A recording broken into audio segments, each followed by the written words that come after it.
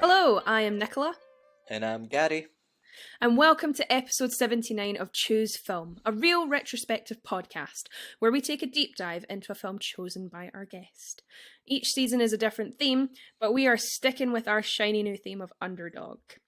Today, we are joined by fellow podcaster Martin Harries, who has decided that this episode we will be taking a look at Whiplash. So, Martin, thank you so much for coming on the podcast, and it's lovely to meet you. How are you doing? I'm very well, thank you. I'm very excited to be on here talking all things Whiplash. Yes. I'm very pleased that you chose this film. Because the little chat that we had just before we started recording, I said I've never seen this before. Yeah. And I'd heard from quite a lot of my friends, like, this is a really fantastic film, but it's intense. Yeah. And I was not prepared for quite how intense it was, but I think it's up there with one of my favourite films ever now. Yeah, I think, J.K. Simmons is quite something in this. Incredibly terrifying. At times, especially. Absolutely. But yeah, can you tell us a little bit about yourself before we kind of get stuck right in? Yeah, sure. So I guess like pre-pandemic, I was working full time, and I was a bit of an amateur filmmaker. I've made a few films with my friends in like the New Forest down south, like the odd zombie film and things like that. And then I've done documentaries in the past as well. I've travelled with a load of teachers to like India and Laos, making documentaries with them. So that was a lot of fun. Pandemic hit, so I was like, what can I do? Let's do a podcast. So me and my friend, who I've made a lot of films with, we decided to create the Film versus Film podcast, where we started off just me and Boaz picking a film each, and we decided to talk about 3 different subjects like directing, screenplay, and acting, like Gary himself knows. On our Sylvester Stallone episode. Yes. Yeah, so we started to bring guests on like Gary, and yeah, it's just a lot of fun, and we do scores and see who wins the episode. Yeah, it's cool. Fantastic. So yeah, why did you pick Whiplash for this theme? Yeah, so when I asked Gary what the subject is for this season, and he came up with underdog. I'm not going to lie, I did have a little sigh. I'm like, because like the one when you came on our podcast, you said change. I'm like, that's a really good subject. That would be cool to do one. So underdog, I was kind of struggling a little bit of like, what is a really good film to pick? So I had quite a few Google sessions of like, what can I pick? And of course, a lot of sports movies comes up. A lot of the Rocky ones, but we kind of done Rocky on our podcast. I didn't want to talk about Rocky again. Gary's obsessed. I kept mentioning Rocky in last week's episode as well. Probably a good idea then. So I'm not going to lie. It will be mentioned in this episode too. Of course it bloody will. And if somebody doesn't pick it, he's going to do a bonus episode just so he can talk about it. And there's a lot of like sports films to do with like underdogs. A lot of like American football films as well. I do like American football. So, but I don't know. A lot of these type of films weren't really connecting with me. I was tempted to pick the Anthony Hopkins film, The World Fastest Indian. I don't know if you've heard that one. No, that one. That's a really good true story. It's a fantastic film. Yeah. But ultimately I went with Whiplash. I guess you wouldn't normally pick a film like this to associate with the word underdog, because in a lot of like underdog films, there's like a clear goal for the characters to achieve. Like in sports films, it's like, well, the other team has to beat the other team in sport. It's quite easy to follow that as an audience member. But in this, there is no obvious goal. The obvious goal is like music perfection. And us going into that, like, we don't really necessarily know when that's going to occur until it occurs. You can only really understand that in that amazing moment at the end, in that last scene. when you know, yes, this is it. This is the finish line. Yeah. So I mean, I've heard a lot of people describe this as well as like a war movie between Fletcher and Andrew. You know, Fletcher constantly just verbally bashing Andrew down and wearing him down, and you know, Andrew coming back up again to try and challenge him. Yes, I do have what it takes. So it's kind of, so I guess structurally it does kind of work in a lot of the same ways as a conventional sports underdog movie, but it's very much disguised as one, I would say, as there isn't like a massive clear goal. You have that little scene where like Miles Teller is like listening to Charlie Parker's CD, like, so you get a little glimpse or understanding of what the, you know, the musical greatness is going to be, but like you can't really hear it that well anyway, so it's only really a glimpse of like what the finish line is for Andrew. I suppose like you are right though, it's a kind of more understated underdog story. There's a lot of under in that sentence. But it's not so in your face as like, for example, Dodgeball, a true underdog story. Like I really like that this could be a story about like many things, but mainly it is a story about overcoming adversity with somebody who is kind of lesser at the start, you know, and then like kind of gets their opportunity. And it is quite unconventional, isn't it? Because it's not like a nourishing environment or like an environment really perfect for growth. It's a very abusive environment. And definitely. Yeah, I think, because I was expecting when like Gary and I had talked about what our new theme should be, I was expecting a lot of sports films. So I was very surprised when this came up. And yeah, it was a wonderful, wonderful first watch of it. Very pleased that you picked it. Thank you. I think as well, on that note, like just comparing it to a war film, quite a lot of war films though, the main characters, it's sometimes an ensemble, yes, but they are underdogs against like, you know, this higher force. I'm thinking of like Saving Private Ryan. Like I was just about to say Saving Private Ryan. Is totally like, it's an underdog goal on that, but also Andrew is a bit of an underdog in relation to, this is quite a privileged school, if not privileged class that he's in, but he doesn't seem to be, you know, a character that comes from privilege. You know, his family look very like, you know, working class. Like his dad's a teacher, and that you can see that when they sit round the dinner table with the family, it's quite a cramped atmosphere. So it's nice for a film to go, our character's an underdog, but they kind of tell you that visually. There's no scene where he's like, we're so poor or anything like that. They kind of touch on, I mean, this is maybe going into points and stuff, but like they touch on it through age. And like they call him a squeaker. Well, Fletcher calls him a squeaker, and like, you know, we've got fresh meat, and like he seems like I think he is the youngest in the room. I think he is. He is. Yeah, he's the youngest in the room, so that in itself is a statement to kind of being an underdog, I suppose. But yes, what would you rate it out of 5, Martin? I would go straight 5, to be honest. I just feel like I've never really seen that many films where you just have this, especially the first time you watch it, in that last scene. It's just like pure cinema where not a lot of dialogue is spoken. You get to like, you realize what the finish line is. I'm going to probably be saying finish line a lot, but but you know, you get to the like musical greatness that Fletcher has been striving for, and Andrew Neiman has been striving for, and it's just beautifully done by Damien Chazelle. I love his directing style in this because it's so precise and so slick, and with the camera movement and the framing, it all just comes together with the music, and the acting. Everything just comes together, and it's quite difficult to put into words. I know that's not particularly helpful for a podcast, but but he's holding his hands up. Everybody, he's holding his hands up.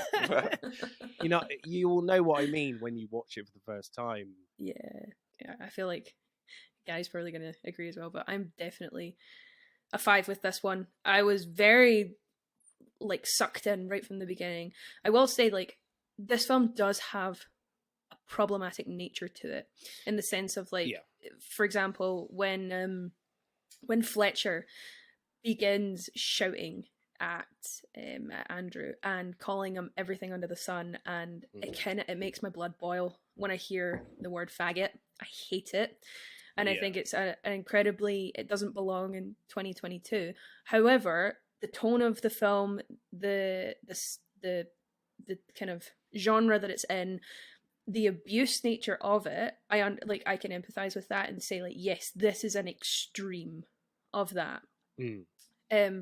And I suppose in the way, because it's an abusive nature, helps it to age into like 2023. Okay. But yeah, because I do think like some of the language and references, etc., are kind of problematic for this day and age. But it's the way in which it's delivered. Like we just spoke about Dodgeball being quite a problematic film in 2023, but because it's a comedy, I feel like it doesn't get away with it as well as this does.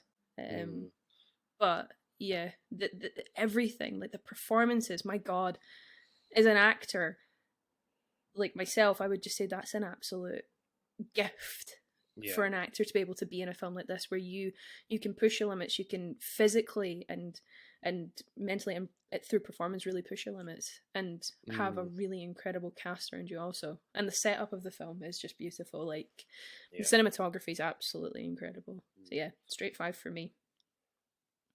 Nice. Thoughts and feelings, Gary? This film's just not quite my tempo, to be honest. I'm joking. I saw your little logbook. I know what you're planning. 5 out of 5. This is my second time viewing. I absolutely loved it. There's nothing that I would really fault about this. I relate to it so much, and the vulgarness of Fletcher's character, and the words and name calling and phrases that he uses is awful. But this film, I guess, was made in 2014. It was loosely based on events that Damien Chazelle went through, and I guess in 2014 people were still using those words, and if it's kind of based in this element of realism, when he calls him a faggot, or I think he does use the word retard in it as well. Yeah, he does.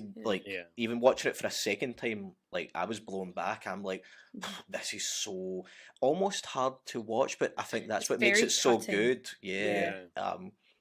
Like straight 5 out of 5 for me. And I think if anybody goes, do you want to watch Whiplash? I'm going to be like, yeah, let's put it on again. Yeah.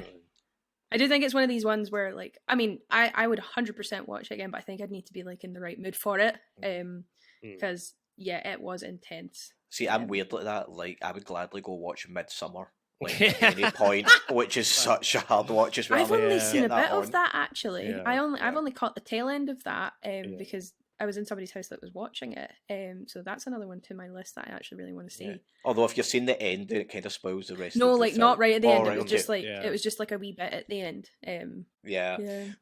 Let's say no more in case we spoil anything else for listeners or Nicola. And for me, for me, thank you. Yes, no, that sounds good. So for our listeners at home, here is a little synopsis of Whiplash. A promising young drummer enrolls at a cutthroat music conservatory where his dreams of greatness are mentored by an instructor who will stop at nothing to realise a student's potential. Oh, we were going to get the guests to do it. Can we start next time? Next time. Now you remind me. Thanks, Gary. Always got my back. Well, Martin, how would you explain what this film's about then? Yeah. Well, pretend like you didn't hear anything I just said. Well, it's interesting. I always get Boaz to do it for our pig, so I know on our podcast. But yeah, I guess Whiplash is basically about Andrew Neiman in New York.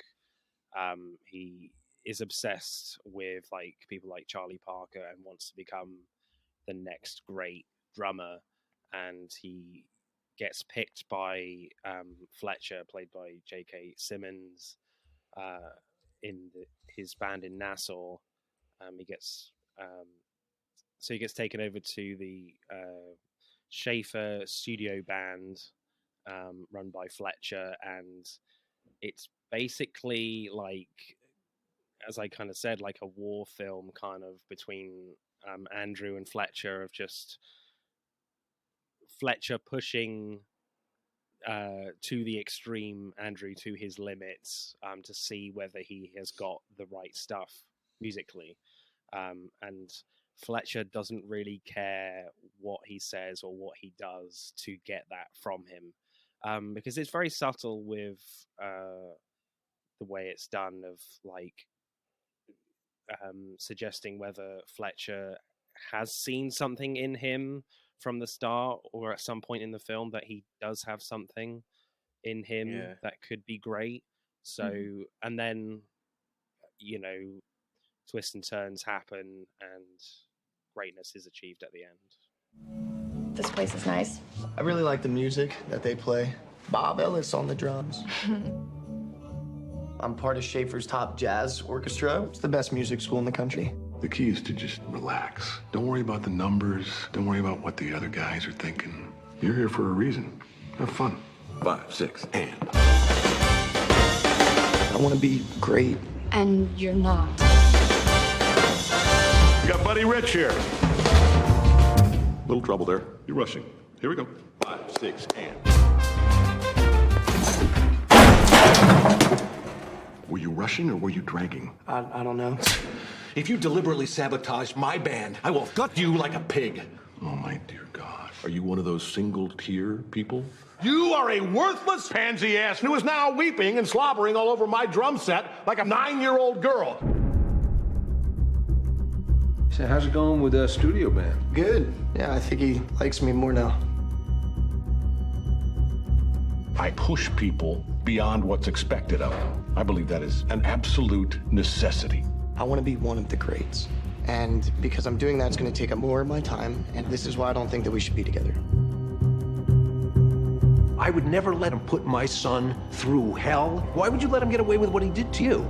There are no 2 words in the English language more harmful than good job. So, shall we get straight in to our 3 positive points and what we enjoyed about the film? Sure. Yeah, cool. Gary, would you like to kick us off? Absolutely. So for me, this film is not about music. This film is about determination, drive, and hunger. It's got more in common with... Bloody hell. It's got more in common with, I would say, Rocky something 5. like... but it does have more in common with like Rocky than any other musical genre. I would say, like, as we discussed at the start, Andrew is an underdog. He's surprised when Fletcher takes notice of him. You know, this like high up mentor. He breaks up with his girlfriend as she will get in the way of his training. Like, that's like in a lot of sport films where like, the characters are told no sex or dates before a big fight or before a big event. Even things like 45 minutes into the film, the school, Schaefer, are in a competition and they win, but we don't actually see any of the other contestants because it's not about that, you know, it's about the musician proving himself. So I do think it's an underdog story right up to the final fight, but rather than it being a physical fight, it's a fight between musician and teacher, you know, drumming and respect. I also think as an underdog film, this has also got themes of overcoming abuse. You know, Andrew triumphs over Fletcher's abuse.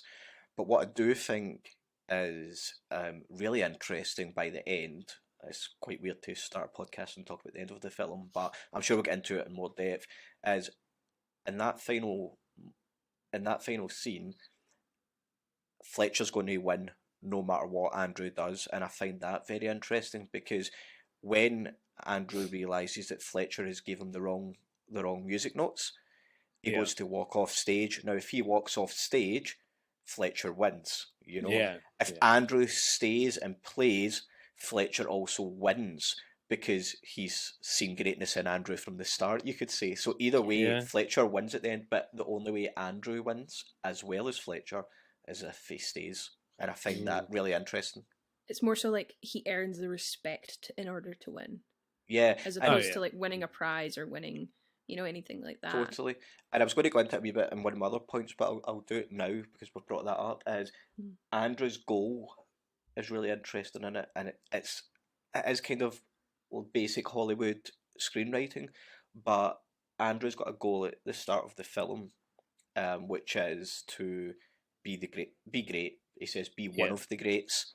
And he says that to his girlfriend halfway through. He wants to be one of the greats, but it's not long after that his goal changes, and it's not, by the end of the film, it's not about being the greatest drummer in the world.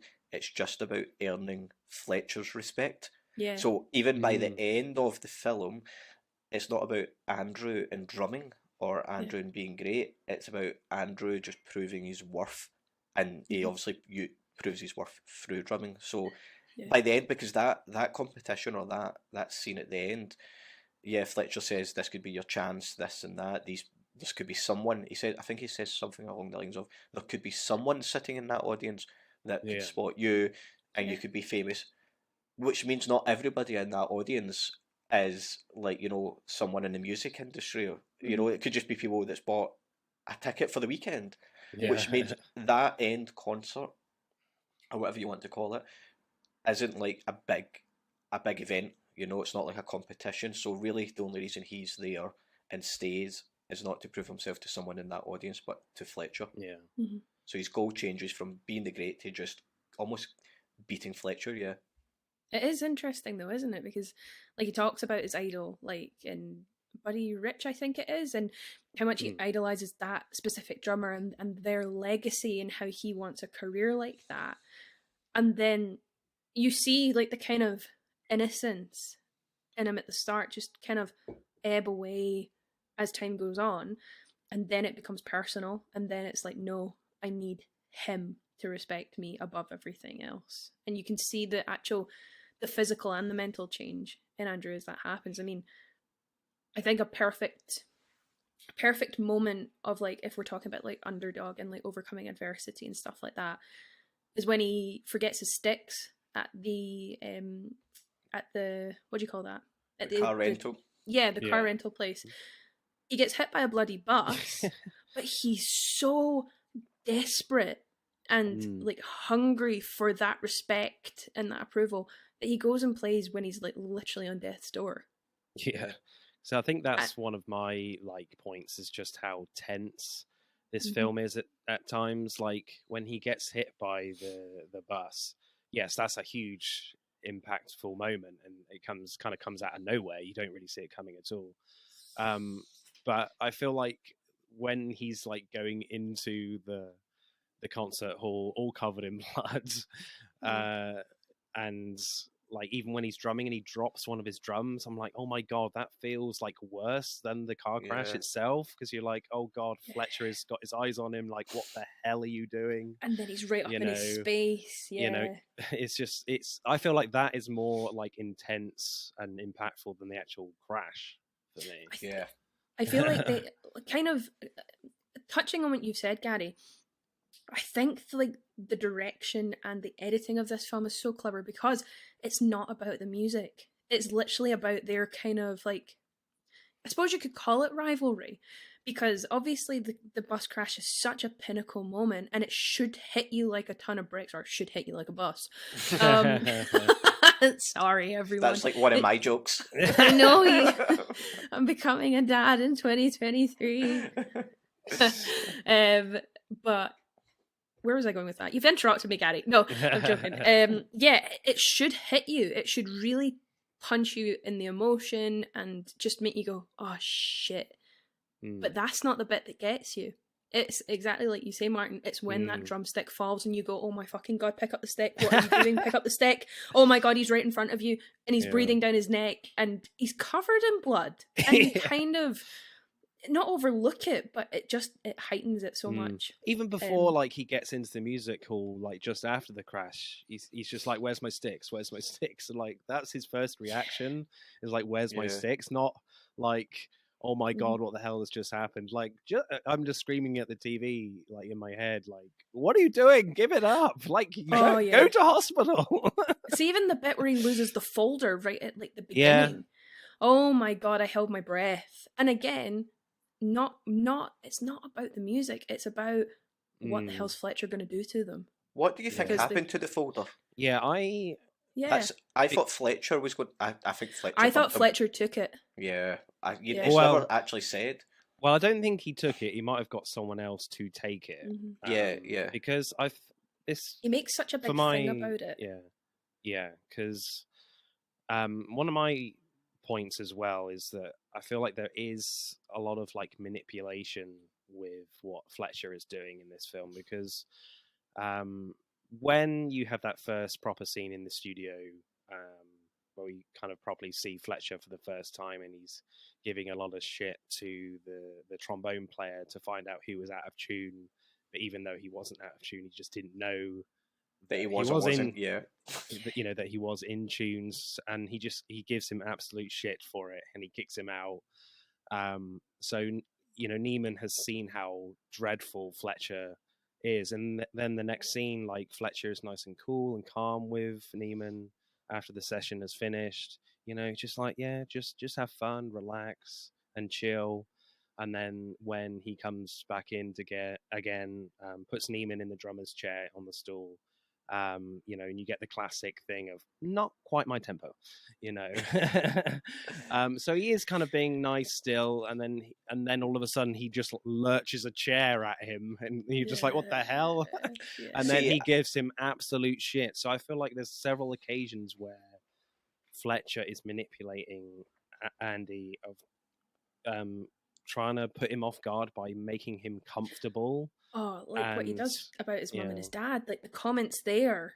Well, sorry, keep going. No, Sorry. Gary, no, go for it, Well, Gary. what I was going to say was Fletcher's a very interesting character because he is such a dick, right? With the name calling and the tossing chairs, but he is also, as you have said, manipulative, right? Yeah. And I think that scene where he takes Andrew outside and he speaks to him really calmly, he's still actually being a dick in that scene, because what he actually does is he goes, tell me about your dad, what does he do? And he's like, oh, he's a writer, he's a teacher. What about your mum? And he's like, oh, she left, I didn't really know him, right? He's not doing that to be friendly. He's getting ammunition that he then uses against Andrew later. He's being nice to get, I'm going to find out your backstory, then I'm going to use it against you when you're like messing up during the drum. So he says, no wonder your mum left, and do you really want to be like your dad? So he is an interesting, great character, but also the other ways that he's great and manipulative is, even at the start when he first meets Andrew, and he just asks Andrew questions, but he never gives anything back, and it's so intimidating. So he's like, what year are you in? Gives him an answer. He's like, do you know who I am? He's like, yes. He's like, so you know I'm looking for players? He's like, yes. He's like, so why'd you stop playing? You'd be like, what is going on here? Like, it'd be so frightening. But they also give him just enough heart to not be a total dick, so that he still feels human. So when he finds out that his ex-student has died, he cries. Like, even if he's caused it, he cries, and it's actual tears. He also meets one of his ex-students in the hallway, and he's got his daughter with him, and he's like, "Oh, you're going to come and play in my band when you're older." I thought that was a really no, interesting don't do scene. it. Yeah, straight away. Well, it's like the body language in the father changes completely. He's like, "We're going now. See you later." Yeah. And then, like, even though he walks up to Andrew after the car crash, and he's like, "You're done." When Andrew first walks in, there is a slight look of, what the fuck has happened to you? Like, before Andrew starts playing, and then once Andrew starts playing and messes up, he's like, yeah, you're done. So there's these wee sprinkles of humanity. And I guess the other one is, even though he knows Andrew got him the sack, when they sit and discuss jazz music and mentorship in the bar, that's genuine for me, I think. That's that genuine. is for me as well, yeah. So I feel like that last scene as well is kind of, he is still kind of testing him, even though he is tricking him. Yeah. As you said, Gary, it's win-win for Fletcher. He either messes up and humiliates him because he's not great, or he is amazing and can do the music without the charts, which he knows he can do, because in the previous competition scene, like, he loses his folder, the other guy's folder, and plays it well, you don't actually see it, but you kind of, it's implied that he's played the whole Whiplash and Caravan music without the charts. So he knows he can do it. It's just like, can you show me under extreme pressure in that last scene? So again, there's like manipulation throughout the whole thing. And also, like, I think he does know he's an abuser as well. Because as you mentioned, Gary, when he's crying about Sean Casey, is it, who dies, he says he died in a car crash, but you later learn that he didn't. He hung himself through depression or whatever. So there is an element in this film where he is kind of a little ashamed of what he's doing, but he's still kind of fighting himself in a way to like, I know there's something great in Neiman, but I want to push him as far as I can.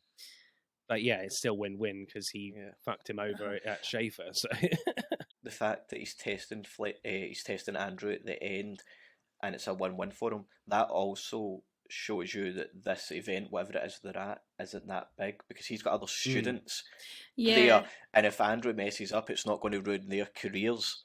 So it shows it can't be that big an event. He just wants to really embarrass Andrew. Has everyone done their first points? Because this goes nicely onto my second, but if not, I was gonna just touch slightly, because like all of this is pretty much my first point, but my first thing was like the character development throughout the film. Now, usually when people think of like character development, I think you think of growth in a person. Maybe it's just me, but usually you associate development with growth. However, I do love that the more the film goes on, the less growth happens in Fletcher. You actually find out how much more of a kind of horrible, manipulative, abusive person he is. Because when we start off, I mean, that first scene where Andrew's just kind of practicing and Fletcher appears all dressed in black, it is quite sinister, but he comes across very, very calm and just more like a strict teacher. And it's, you kind of get a little taste of it when Andrew starts playing and Fletcher goes, I said, why did you stop? I didn't ask you to start. And it's like, oh God, okay, now something's happening. And then we go to like the kind of the band room where Andrew's first time in his class, and Fletcher seems like he just commands the room with respect, and you don't really get a taste of it until he really goes in on the trombone player, and you're a bit like, oh fuck, this is actually quite intense, you know? But it kind of just looks like a guy has lost his temper with somebody lying, and then it's revealed that the guy didn't know he was playing out of tune because he wasn't playing out of tune. It was just the insecurity that Fletcher preyed upon. So that's kind of another layer. Then he goes in on Andrew. And that was the bit for me where I was really like, this person's quite evil and knows how to use everything against somebody. Like, even his body language when he's supposed to be like in a kind of supportive, getting to know you state with Andrew, his body language for me said it all, because he was really close proximity. The hand was on the wall and kind of trapping him almost. Commanding the space again. Even and before that, Nicola, if you don't mind me jumping in, no, go for it. When Andrew's in the other class, let's call it the pre-Fletcher class. Like Nassau, I think. Fletcher just storms in, the doors slam open, that was and great. The other lecturer just kind of steps to the side as if, like, even he's afraid of him, and he knows that he's the greater power in the room. So, like, everything just switches to Fletcher, and like so this man loses control of his class as soon as this new presence walks in. So you're absolutely right, But like, kind of continuing with that, I'll skip a wee bit forward so that I'm not taking up too much time. But like, it goes so far as his students died, and I do believe that the tears are genuine as well. But he is clearly so ashamed of himself that he cannot admit how he died, so he has to cover it up. And then the realization comes that the boy killed himself, and they're obviously going after Fletcher, and it's probably because of Fletcher that the boy's killed himself. So he's not done it with his own hands, but he has killed a person because of the abuse that he's relayed on to that person. And then, I mean, even with the bus crash, like, that speaks volumes to me, because anybody in their sane right mind would go, hospital, fuck this, hospital right now. But he's more like, can you play? Okay, let's go. But then has the audacity to be like, you fucked up. you're out.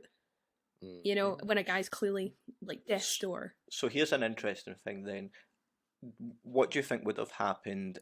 Because it's the mentality also of Andrew.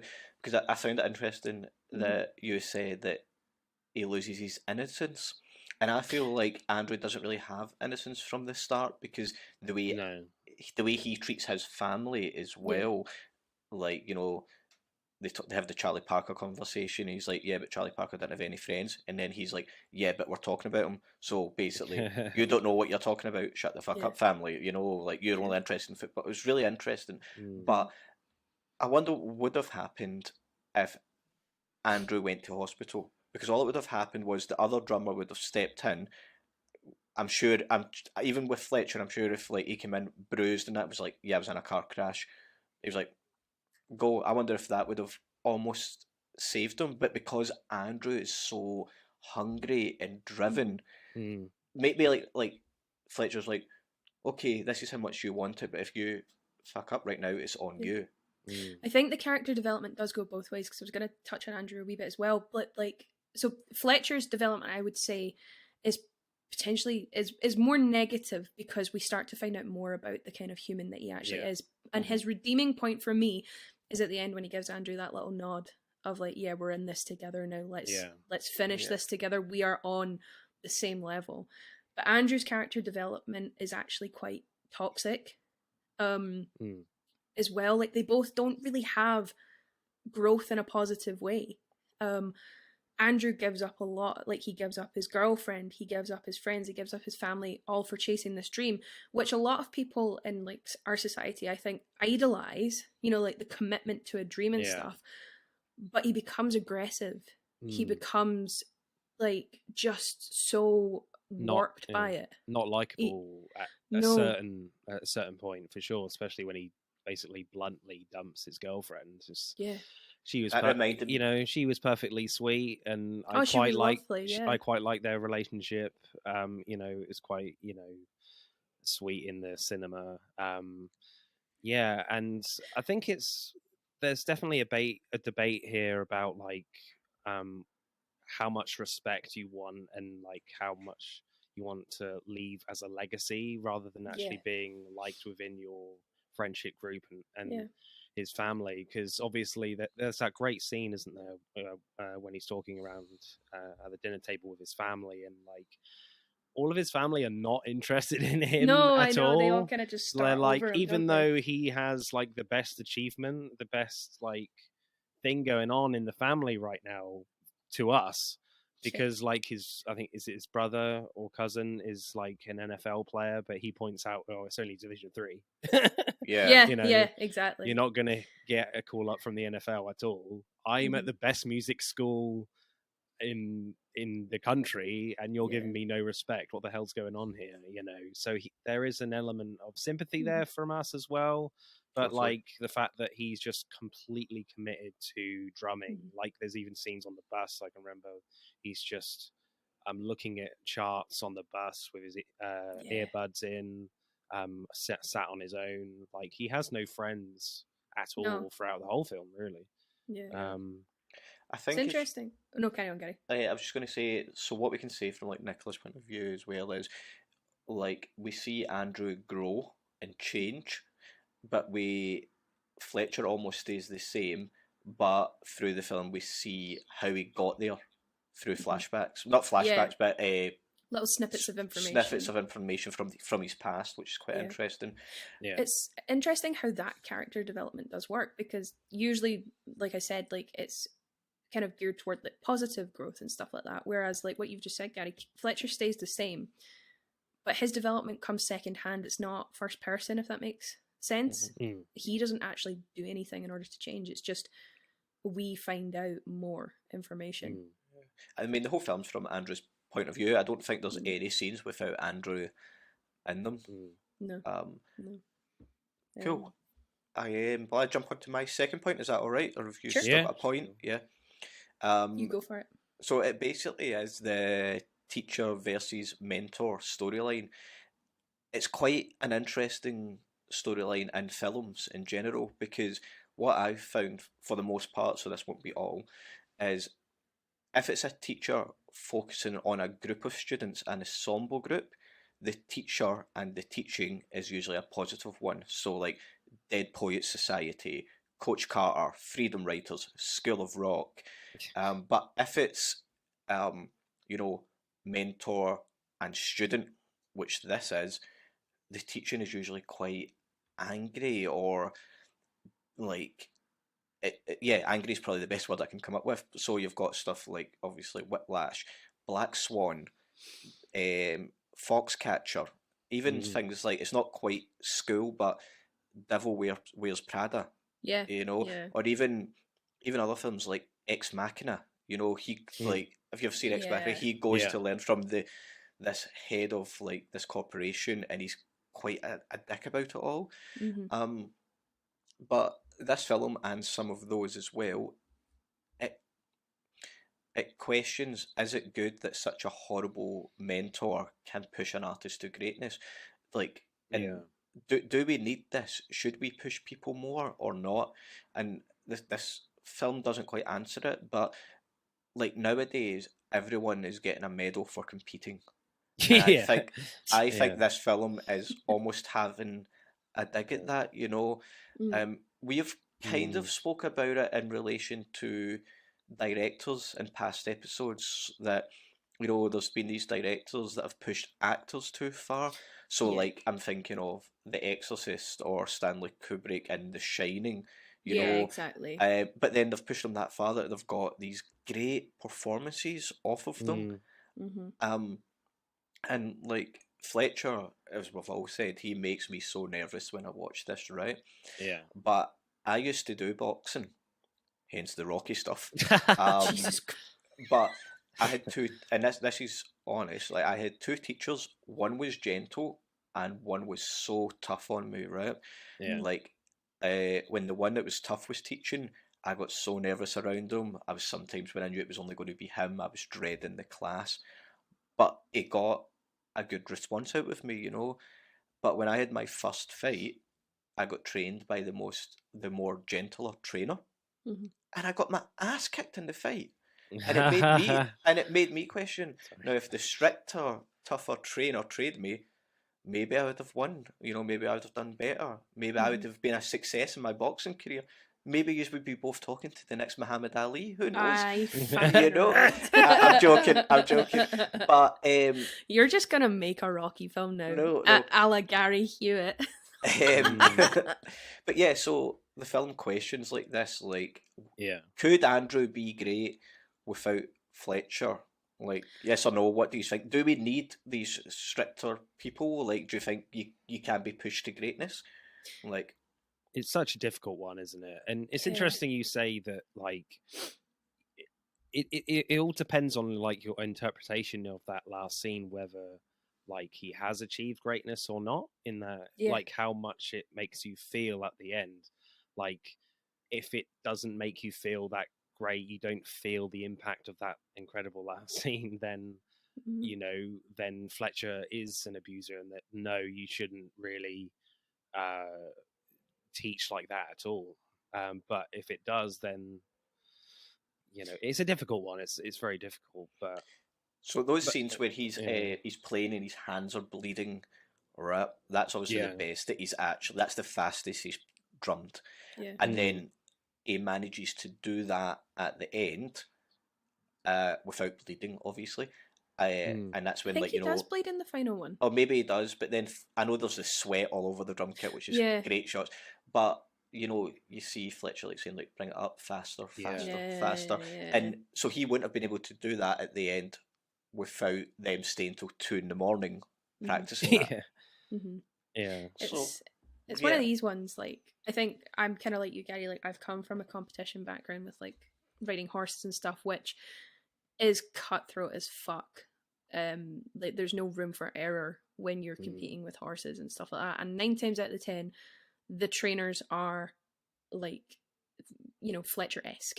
I was very lucky that my trainer wasn't like that, but he was strict. Not to that level.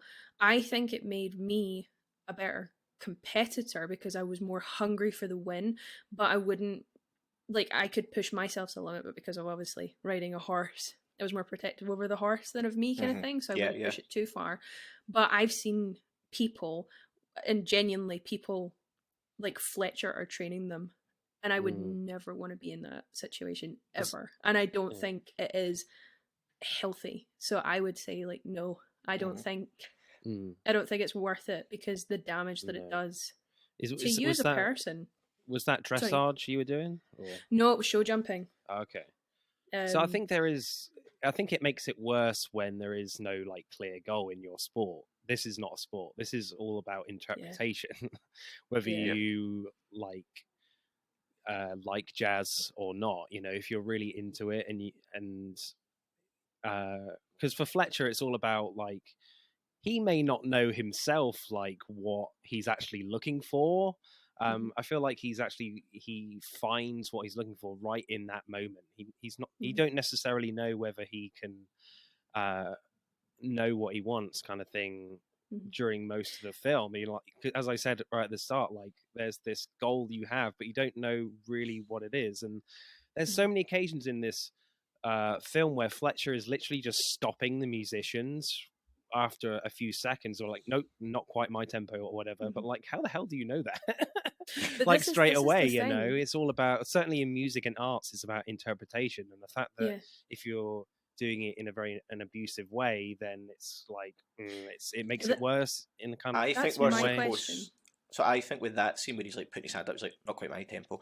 I think that's kind of like a heightened version of it, because the in relation to, we're supposed to believe in those first few seconds that he can hear something we as an audience can't, because we don't know anything about drums or like musicians, or most of the audience won't.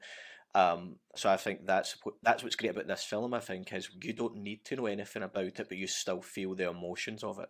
You know, as well. I would say though, I think like Fletcher's motive, or like what he wants, is actually a little bit clearer than you would think, and I don't think it's related to kind of training the next best drummer. I don't think it's related to like bringing a student on from like the small time to the big time. I think it's about power and control, and that's why he's abusive, because there's a really clear point right at the end when Andrew starts. I think it's Caravan, he starts playing right at the very end. When Andrew starts without Fletcher actually beginning, you'd see him turn and the rage in his face and like the complete shock, and that's the first time in the film Fletcher loses control fully of everything. And when he stands at the conducting thingy, let's call it the thingy, and starts conducting, you see the little twitch in his shoulder and that snarl, and it's like, right, this makes sense now. Like, his goal was probably never to nurture the next best thing.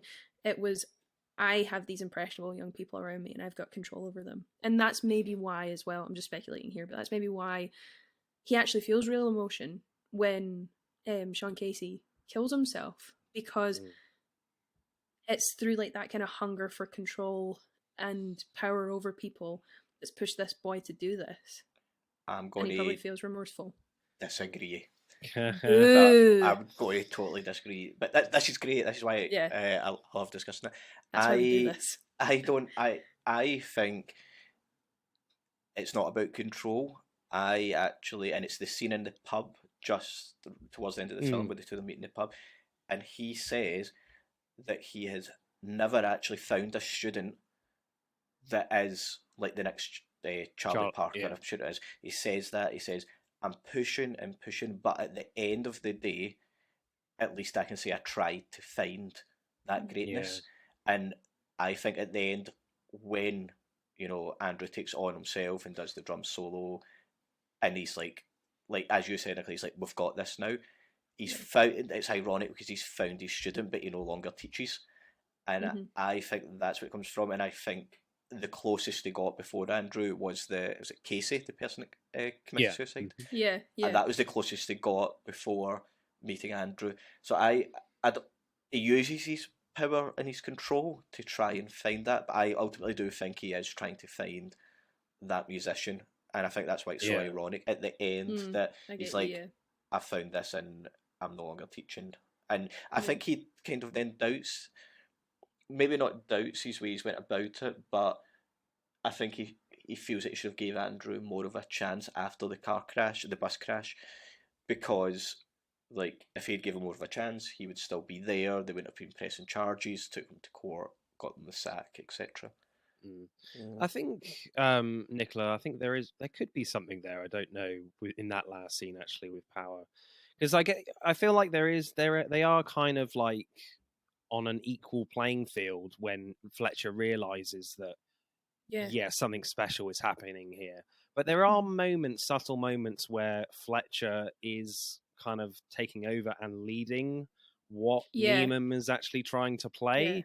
So when he goes, does the snare drum to go really slow and then build it back up, there could be some interpretations to say that like Fletcher is leading that, and like he's got back power now, but like they're both on the same path. They're both on the same side of the track, kind of thing. This is really interesting then, because so I was saying then in that last scene, Andrew is finding greatness by being guided by Fletcher. In that last scene again, because he's like, slow it down, bring it up. That is the thing, because you can kind of like, I suppose if we're gonna kind of go along like that kind of path, like, so obviously Andrew takes over and it's a real woof kind of start, and that's, I think, when he starts like really earning the respect from Fletcher, because he's making him listen. He's kind of got the upper hand there, but then he starts to lose it. Like, it's almost just like the desperation starts creeping in, because you can see the sweat pouring off him. His hands start to bleed.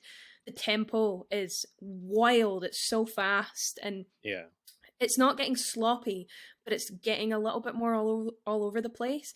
And that's when Fletcher kind of steps in and goes, "It's okay. Like, I've got you. I'm meeting you halfway. Now follow me and let me help you." They're kind of like in this together. Instead of taking over. And then they work together, and it's that crescendo. The crescendo's literally like they're both on the battlefield and they've won. So, and it's so brilliant as well, the fact that then it's just cut, end of film. There's no like resolution. It's very much Vertigo. Kim Novak just jumps off the bell tower. Cut. That's it. Spoilers. Spoilers, sorry. You're listening to the wrong podcast if you don't want spoilers. But it's I always find it interesting when there's no like resolution in movies. You just get the real high point, then boom, that's it. That's all you get. And because I don't think you need anything after that, really, because the goal has been achieved for both characters. Yeah. It's almost like you actually kind of work for the payoff in films like these, as opposed to getting rewarded it through like a happy ending or a thoroughly explained to the point of no return ending. Because it is interesting with Andrew and Fletcher and their kind of, well, Andrew's character arc, but their relationship, because the first thing Andrew says to his dad when they go to the cinema is, "He saw me play today." This shows that Andrew is obsessed with him before they meet, and he's already had conversations with his dad about Fletcher. Well, you even see it like when Fletcher leaves the room after that first scene. He leaves the room and you can see how downtrodden and like, oh fuck, I fucked it he is. And then he comes back in and he's like, oh, he's back, and he's like, I forgot my jacket. Yeah, and it's just like, I love that. Literally. Well, that's what's great about this film as well, is the fact that it's not all just like one note tension. There are beautiful moments of levity and humor. I'm like, Fletcher has the most amazing, some of it is a bit problematic, but there are some amazing like swearing in this film from him. J.K. Simmons must have had a lot of pent up anger for this one. No, but like he really, the commitment to it is very commendable. Absolutely. Because as we said, his goal at the start is to be one of the greatest drummers, but his key to that is Fletcher. That's his obstacle. He has to get almost Fletcher's lesson, and he actually only has the guts. It's like a rite of passage. He only has the guts to ask the girl out once he makes Fletcher's class. It's like a reward to himself for getting that far. So that brings me to kind of my next question in the same part then, and we've kind of discussed it, but is it good to be obsessed with your art then, you know? Because this film doesn't make drumming look fun, you know? No. But then... Not at all. Need a lot of plasters, I think. Yes. gotcha. Yeah. But for me, filmmaking is fun, right? Like, the same way Andrew probably finds drumming fun. But the other side of the filmmaking thing is like, see, trying to find an agent, knock down doors, trying to be the best, sending out 100 emails a day, trying to show your worth. That's not exactly fun. No. And that's kind of what Andrew's going through. Like, you know, Fletcher's class doesn't look fun. Andrew is so like stressed through this film. But I also relate to that so much as well. I relate to his character. So yeah, is it fun to be obsessed as a creative? You know, because he's also, and I don't know if you've noticed this, but he's ashamed of his dad and almost his family as well. Because when Fletcher asks him, "What does your dad do?" He's like, "Oh, he's a writer." And then he goes, "Has he wrote anything that I would know?" Then he goes, "Actually, he's a teacher." It's because writing is his creative job, his dad's creative job. So it's like, you know, like maybe when like we were first trying out as like actors or filmmakers or whatever, but maybe we were, I don't know, working at McDonald's and someone went, "Oh, what do you do?" You might go, "Oh, I do filmmaking." Or I also work in McDonald's. It's kind of that idea, you know. I get you. It's a weird one, I would say, because like I've always like from like my training and stuff like that as an actor, it was instilled, not really instilled, but it was advised like you need to do everything in your power to make your career work. You need to take jobs that aren't going to pay you. You need to get in with people. You know, you need to do this, you do that. And I never went to drama school. I just went to university. And I had a wonderful experience. It wasn't like so cutthroat. It was quite nourishing, but in the same respect of like, if you're going to do it, you need to push. And I would say like, I'm not really the kind of person who's like hyper fixated on my career, but I've had meetings with people in this industry, like casting directors or directors and stuff, who have said, and I've been in auditions as well, where you walk into the room and they're like, we don't want to see somebody who their only part of their personality is the actor. We want to see somebody who is a person. And I think it's kind of damaging and quite toxic to be so obsessed with your career and your art and your creativity that that's just who you are. Like, I feel like in life, you know, you should really find who you are in a multifaceted type of way. Just don't single yourself into one box. That's just my 2 cents. No, it's interesting because he is, like we spoke about how, like you said, he might lose his innocence, and I was like, I don't know if he's got it, because even at the start, he's annoyed that his girlfriend doesn't have ambition. She's no drive. She doesn't know where she wants to study. I will say that's kind of like me as well, though. I would say I don't like it when people don't have ambition, like, because I feel like me as a person, I'm ambitious, but being an actor, being a filmmaker, a creative is not like the only part of my personality. Whereas for Andrew, at least in this space that we see him, that's it. There's nothing more. It's even worse for Andrew though, because, and we kind of touched on this earlier, but see, when your creative passion is something niche that other people, especially his family, don't get it. They don't understand it.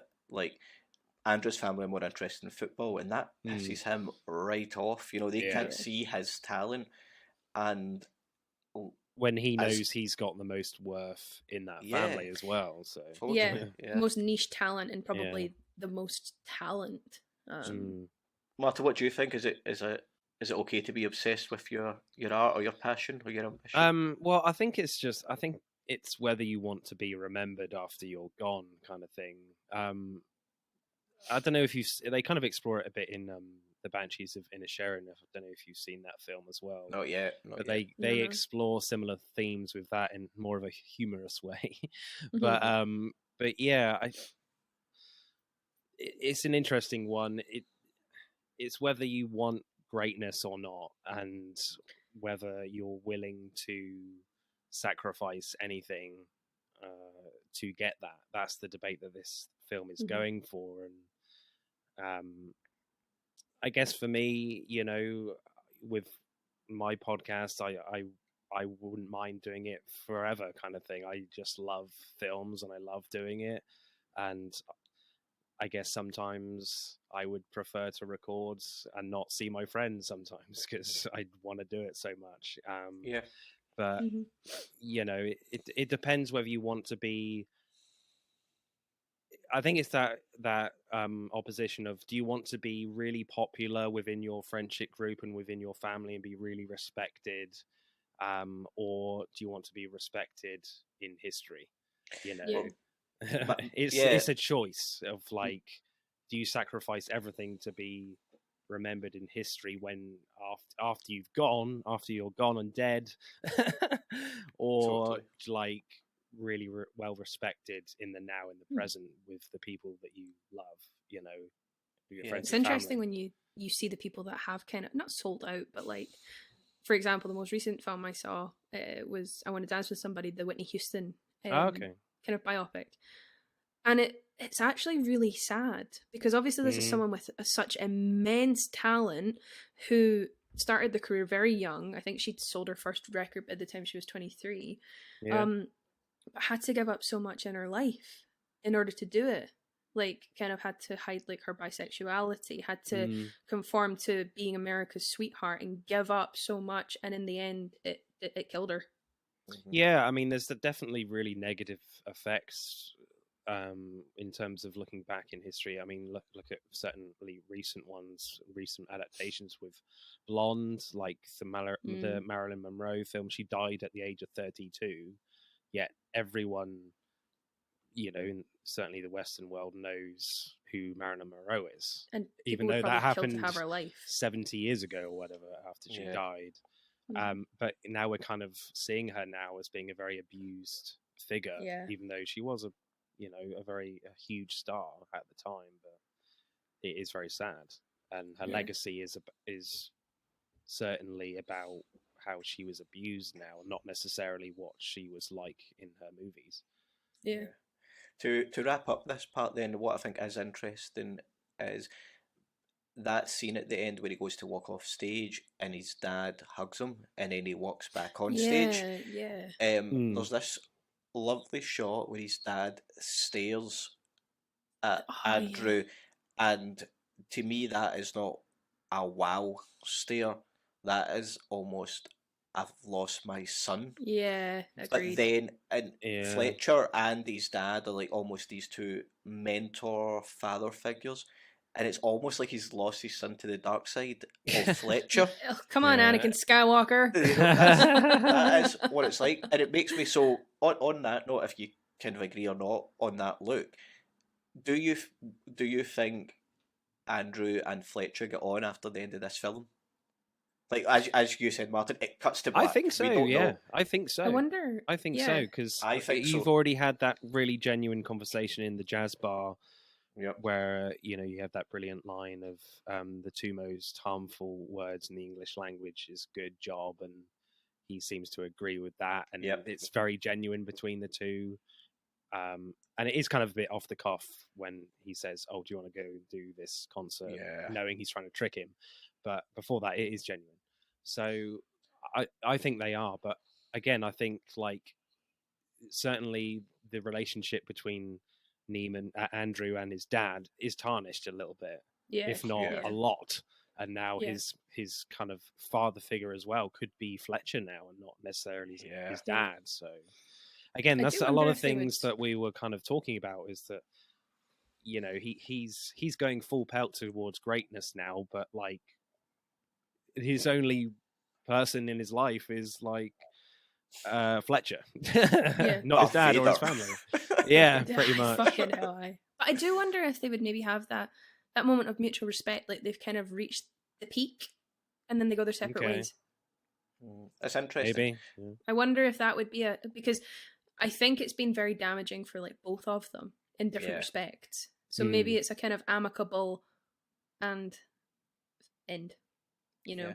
It's interesting that, like, because I do think that they'll have respect for each other and meet up now and again, that type of thing. But I don't want to see it, if that makes sense. No, like, I don't want to. It was perfect. I agree. Don't want to see that. Yeah, no, perfect. Okay.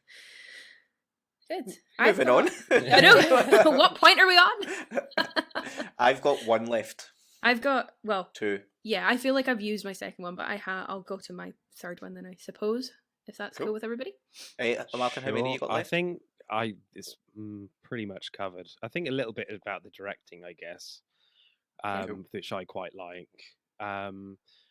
Where from Damien Chazelle, like certainly in like the gearing up scenes in Nassau, that first band he's in, like there's some really interesting cutting and shots going on where like you've got pretty much normal coverage, and then all of a sudden there's like a really tight shot on like a couple or like instruments gearing up, like really tight shots on stuff, and then when he gets to like the studio band, like it's slicker and tighter and a lot more precise, you know. So visually, it's communicating that this is really, you know, they're driving for perfection here, even just with the visual stuff in the framing, as well as what's the whole mise en scène of the thing, to get French and posh, but but yeah, and then like you kind of get that to the max in the compositions and the shots and stuff right at the end.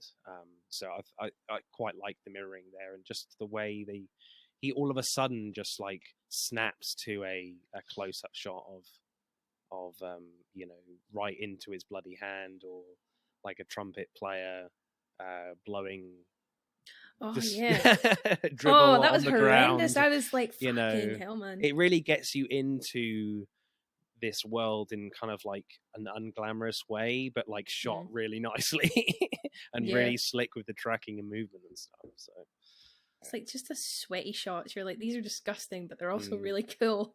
Nicola, have you got anything on the directing or anything like that? Because my last point is on that as well, so I was just going to jump in. You jump right in. Go for it, man. So basically, it is kind of to do with the directing, but it's just the technicality of this full film as a whole. Like the pacing, this is a perfectly paced film. It's so fast.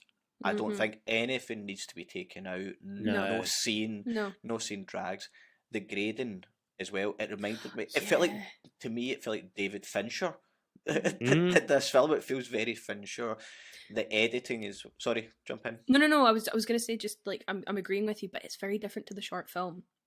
Oh, is it? Grade wise, like very, very different, but I'll talk about that a little bit later. The editing as well, like because I've kind of spoke about the way the camera cuts to different band members as they hit a drum or change the note, or the way it cuts between Andrew and Fletcher with the not quite my tempo. But even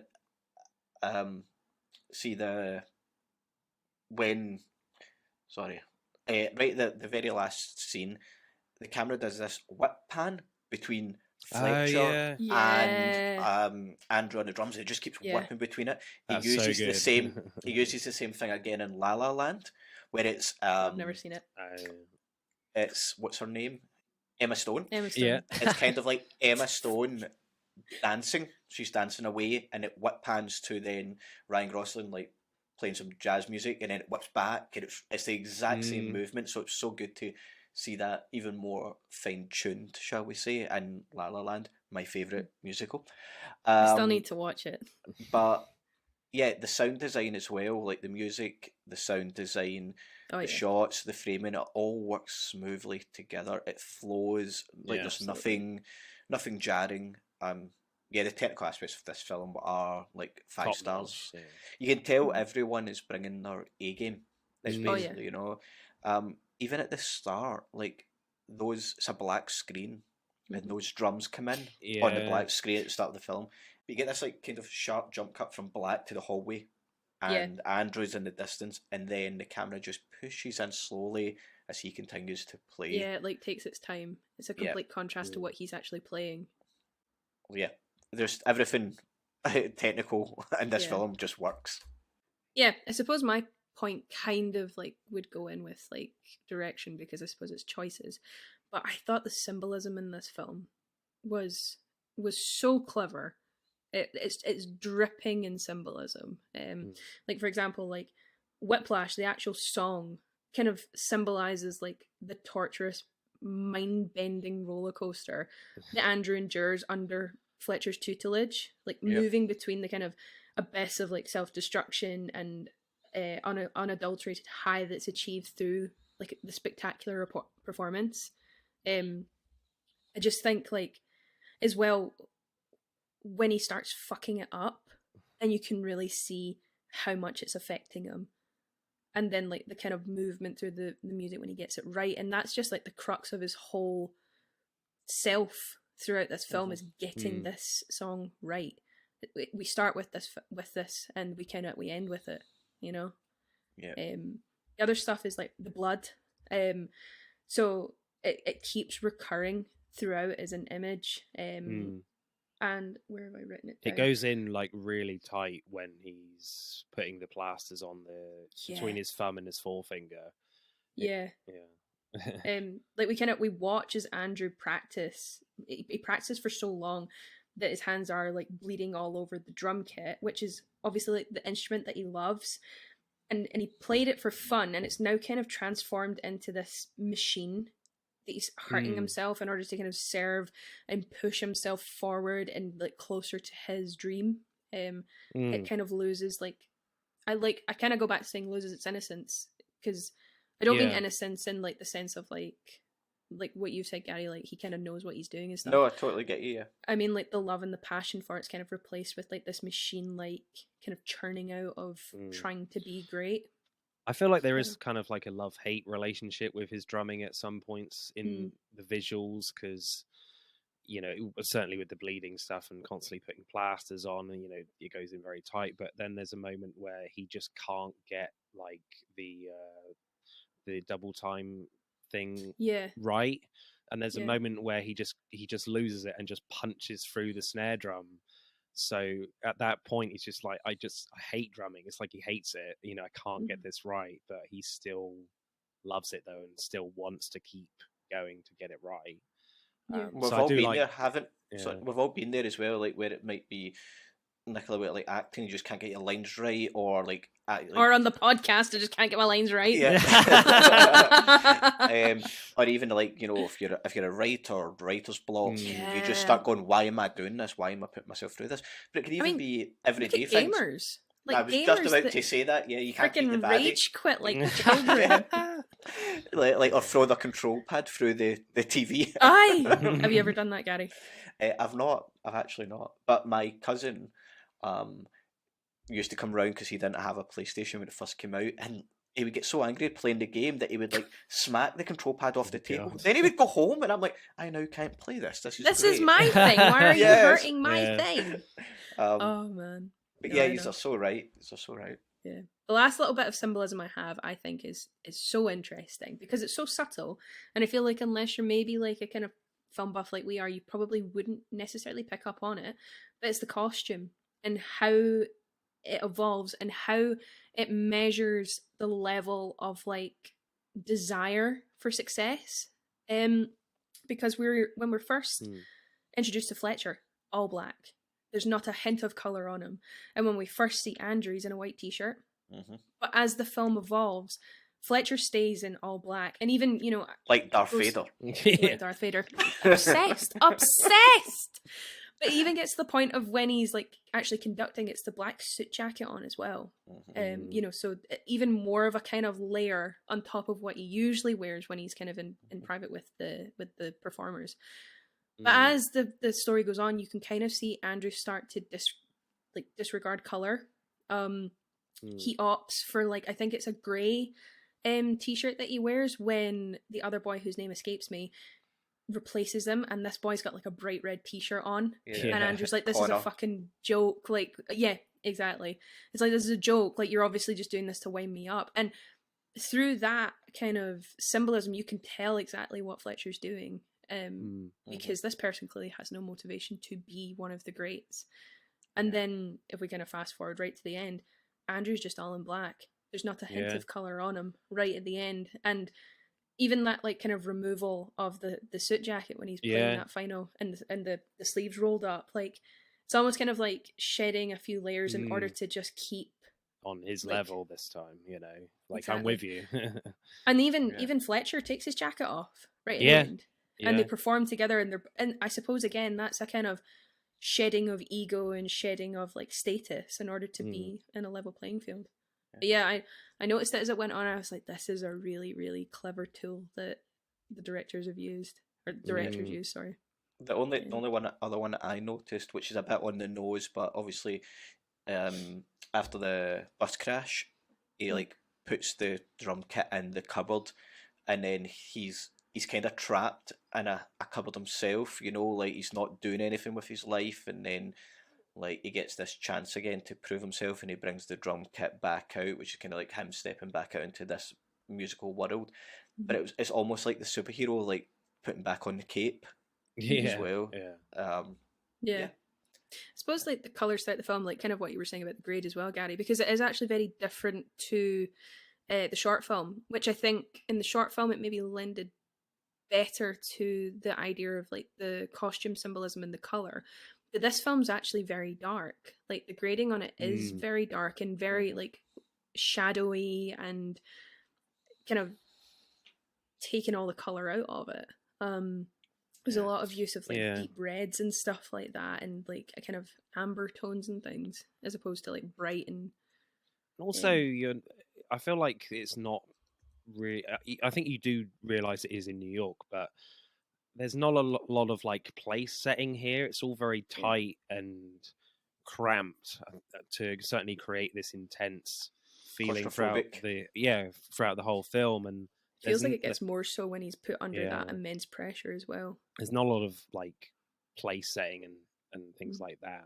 Not a lot of wide shots at all. No, you're right there. Yeah, I think as well that could be a technique. Maybe I'm reaching for this, but like it's like laser focus. Like Andrew has laser focus on what he wants, and this film has laser focus on what it's trying to show you, as opposed to like cutaways to New York City. We don't need that. We're here and we're looking at this. I can remember one wide shot actually, which was laced with a bit of humor. Was that brilliant scene, which is arguably one of the most abusive scenes from Fletcher, is when he's got the three drummers playing over and over and over again, and they're all sweaty and bleeding.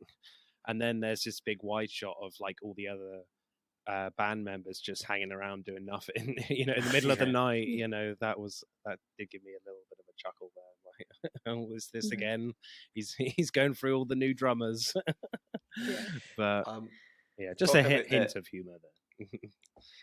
Talking about the technicality there, then it's a good segue into one of our listener feedback, and it was Scott McMillan says the solo scene from Whiplash is one of the greatest pieces of emotional media he's ever seen.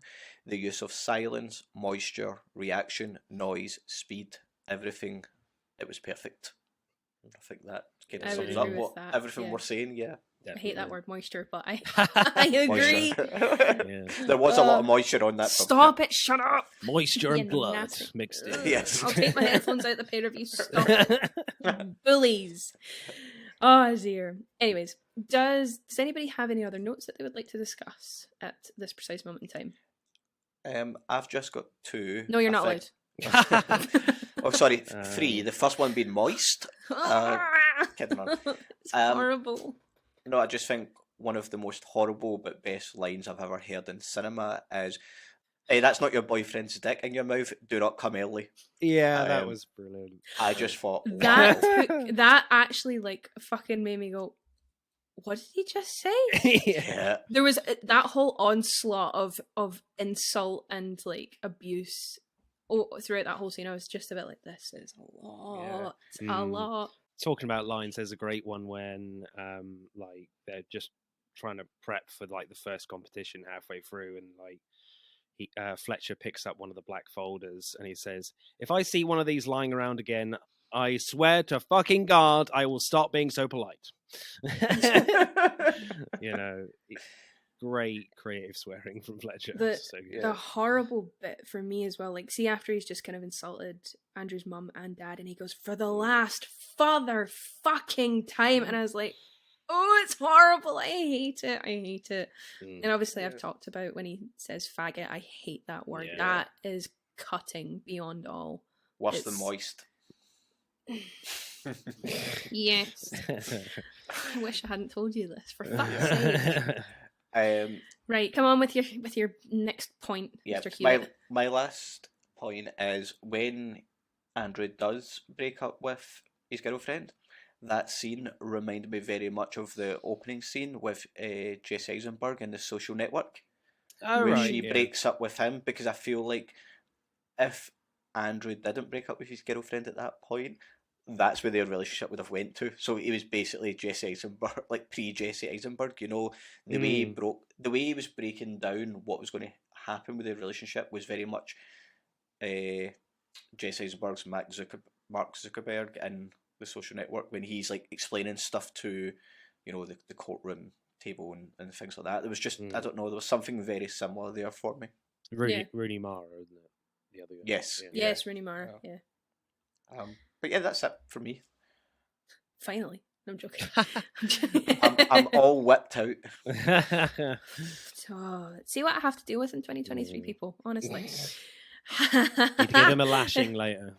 Oh, God. On that horrible note, is anyone's final ratings changed? Has anyone's Need a final plaster rating... for that? Oh, fuck. Ratings. Have we changed? No, I'm joking. Has anybody's final ratings changed? No, I'm still 5 out of 5. Yeah, same 5 out of 5. I think it's a clear sweep. Fabulous. Well, we will take a little bit. I've done it again, Gary. Oh my God! You can keep that one, and it's fine. No, don't tell people about my mistakes. I won't. I was just going to say we'll take a little break, and then we'll be back for our quiz and fun recommendations. Wait for my cue. 5, 6, 7. Rushing.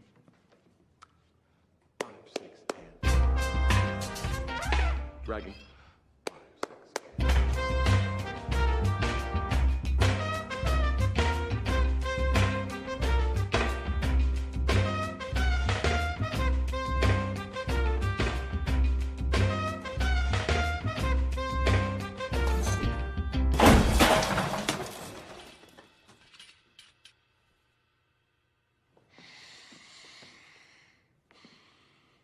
Why do you suppose I just hurled a chair at your head, Neiman?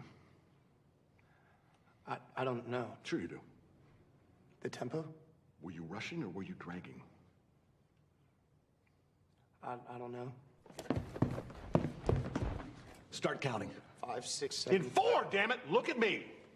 1, 2, 3, 4. 1, 2, 3, 4. 1, 2, 3. Now, was I rushing or was I dragging?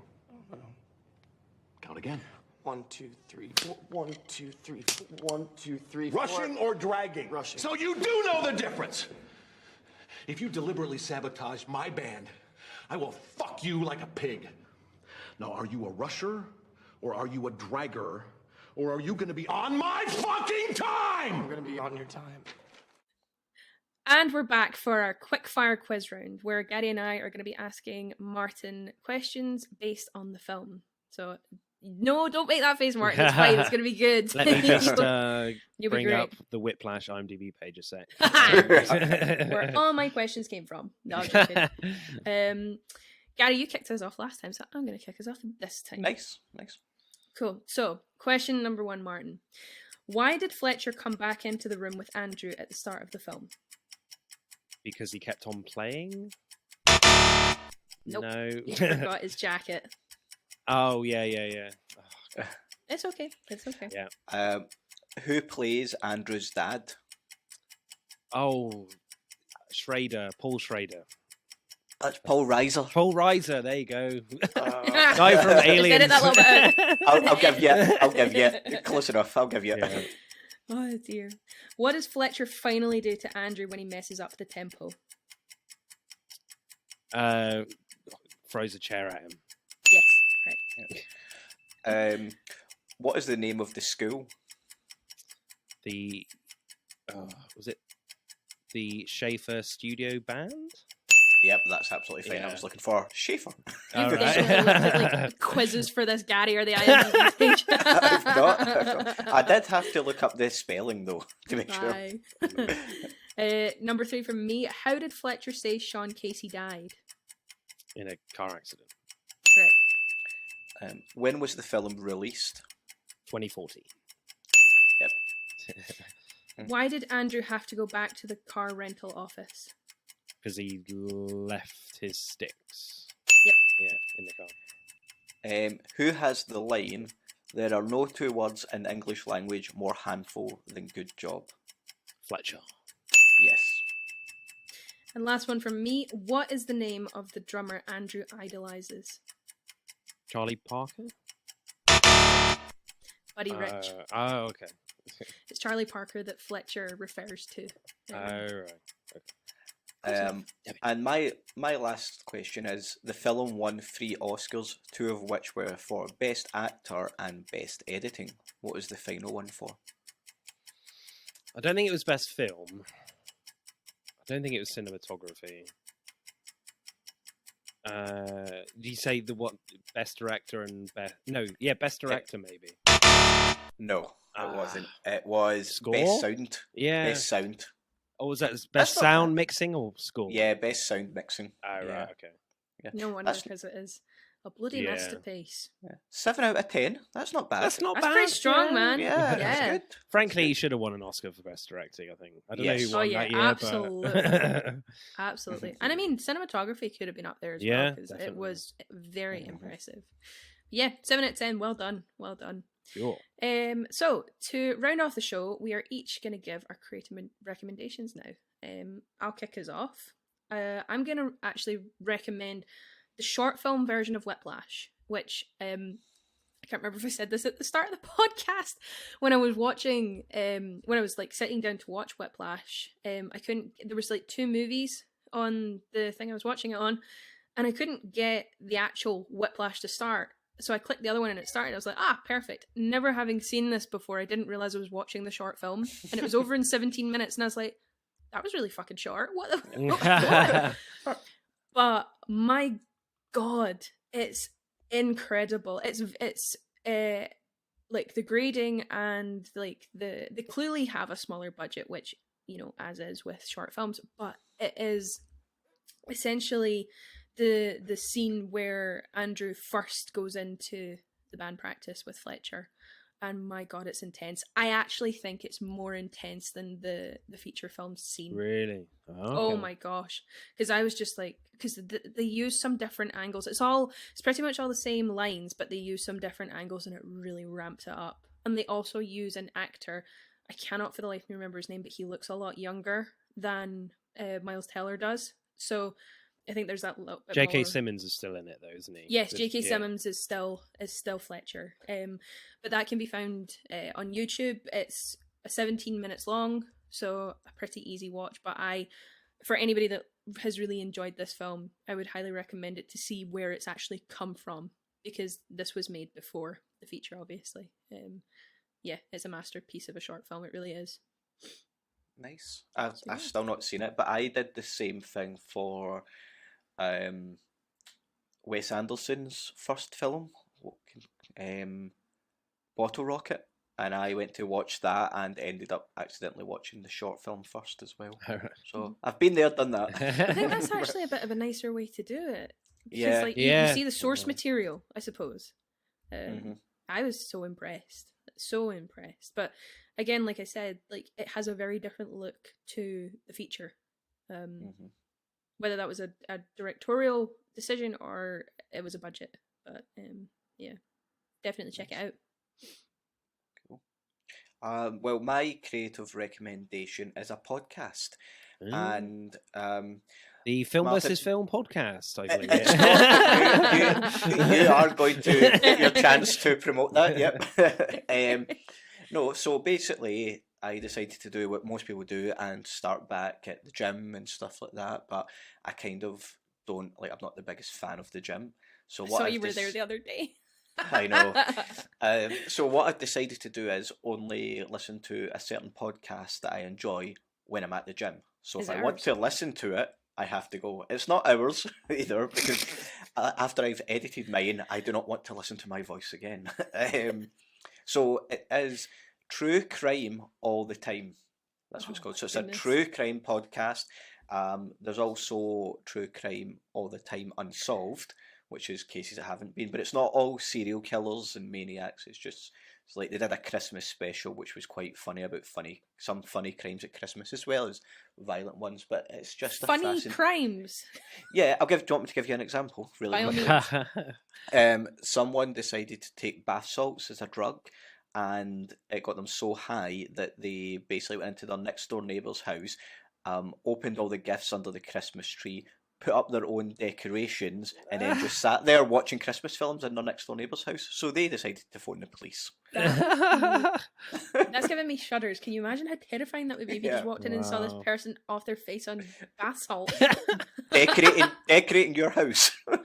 Oh God, that's quite interesting. There's nothing better, I suppose, to get you motivated to run fast than a true crime. True. So yeah, it's called True Crime All the Time. It's two co-hosts. They're both quite pleasant to listen to, and they go into a lot of detail, and they do audio clips from interviews and things like that from either victims or the crime people. Maybe nice wasn't the right word to use there. Good. Yeah. Well done. Check it out. You might enjoy it. You might not. But I enjoy all the serial killer documentaries on Netflix and that. So this was up my street. Might be up yours. Yeah. Very good. Cool. Martin, what is your recommendation? I guess I would have to go with a film I've already mentioned on the show, but like Banshees of Inisherin. I guess the joke online is the Banshees of Ed Sheeran. But yeah, I think there are definitely similar themes in that film to Whiplash. This whole idea of legacy, whether you want to leave a legacy or have meaningful relationships in the now and in the present, and that film definitely goes into it in more of a funny direction. It is absolutely hilarious from Martin McDonagh. You can find it on Disney Plus. But it kind of goes into, it's not really an underdog story. It's very much about these two guys' relationship, and it's not a spoiler to say that there comes a point where Brendan Gleeson's character just doesn't want to be friends with what's his name? Colin Farrell's character anymore, and there's just really interesting ideas around why he doesn't want to be friends with him anymore. Yeah. It's set in like the 1920s Ireland, on an island off the coast of Ireland. Yeah, just great, beautiful dialogue from Martin McDonagh, and yeah, similar themes, I would say. Nice.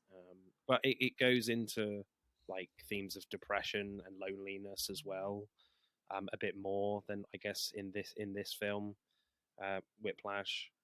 Yeah, so it's really interesting in kind of toxic relationships as well, in a little bit of a different way, and more humor involved in that as well.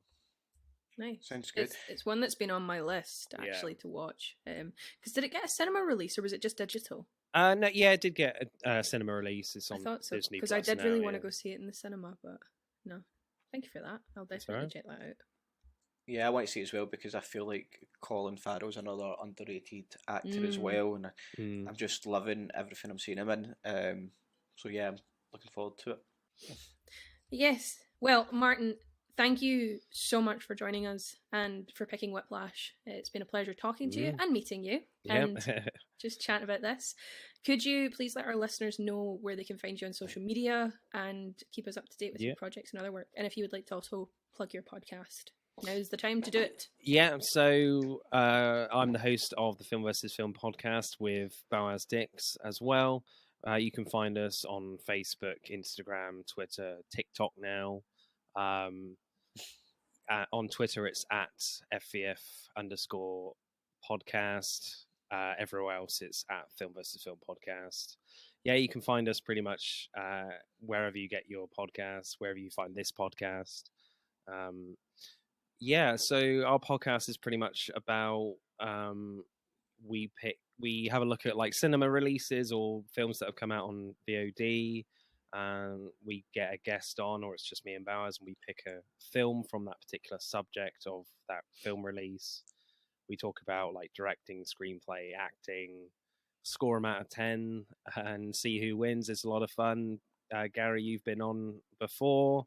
It's a lot of fun with, what was that, Rocky versus Demolition Man with the 3 seashells. How the hell does that work? Dunno.